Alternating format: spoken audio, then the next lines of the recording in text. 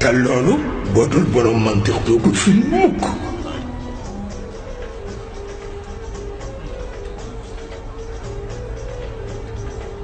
boo dul borom mantiq doo ko firi mukk. dëkk bu nga xam ni góor ña ca ne dañuy takk seen yaay di sëy ak moom sëyu bànneex yonent bi ni moom la yàlla gën a man toléré dëkk bu nga xam ne ña fa ne dañuy ruur toolu gor. seetal loolu waaye boo ko tegee ci mantiq rek gis li yonent bi wax. ndax nit ki tëddal ndeyam te yaa tëraayu bànneex dafa am règle d'hygiène rek bu mu respecté wu. waaw dafa am règle d'hygiène bu mu respecté wu bu mu ormalul. waaw règle à la fois morale s'il le faut, on peut dire ça, wala bu physique ñaar yëpp am na ci. ndax dañu ragal deret ja dara topp ko wala dañuy ragal mu xëy ñàkk kersa te kooku garaaw na mais am na lu ko gën a garaaw. li ko gën a garaaw moom la yonent bi tudd foofu mooy nit kuy ruur toolu liberté. loolu boo ko bëggee firi ci mantiq dangay dendale alal yi. alal yi da nga leen di hiérarchiser mais alal yépp dañu am sang. seen sang mooy liberté. te yi ci des yépp boo ci def usure te mooy riba.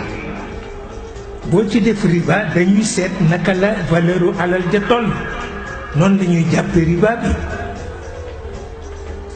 mais ki nga xam ni dafay tëdd ndeyam tëraayu bànneex dafa am règle d'hygiène rek bu mu ormaalul te kooku bàkkaar bi ci boppam lay yem. mais ki nga xam ni dafa yàlla daf ko xool mu dend ak nawleem yàlla may ko ci alal lu mu mayul nawle bi. mi ngi dend ak nawleem yàlla may ko wéru yaram bu mu mayul nawle bi.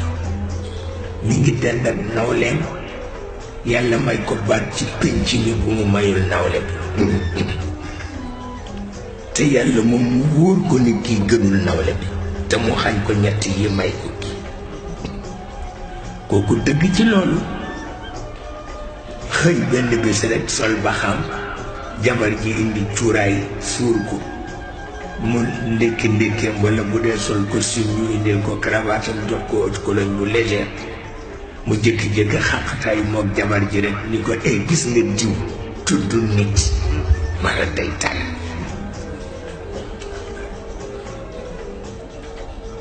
bu ko defee ñuy joxe instruction ni yiw wuñ ko mas a dencal ci kaw asamaan nañ ko consigné pour faye ko gor googu la mu dal ci kaw. looloo tax mais yonent bi ni muy waxe la kenn mënul. ndax texte bi mi ngi wax ni ahwanu riba kalladi yankihu umma wa inna arba riba istitalatul mar'a fi irdil akh. seetal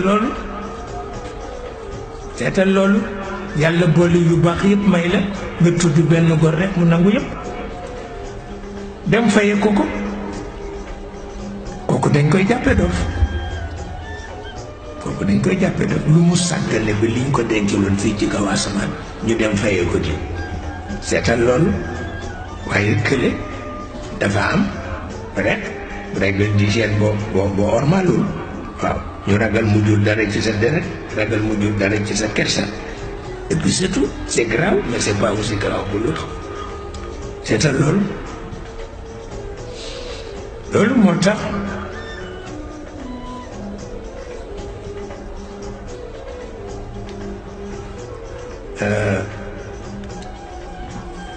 Aflaatoon li mu wax am na solo ndax dafay artu nit ñi ci bañ a bew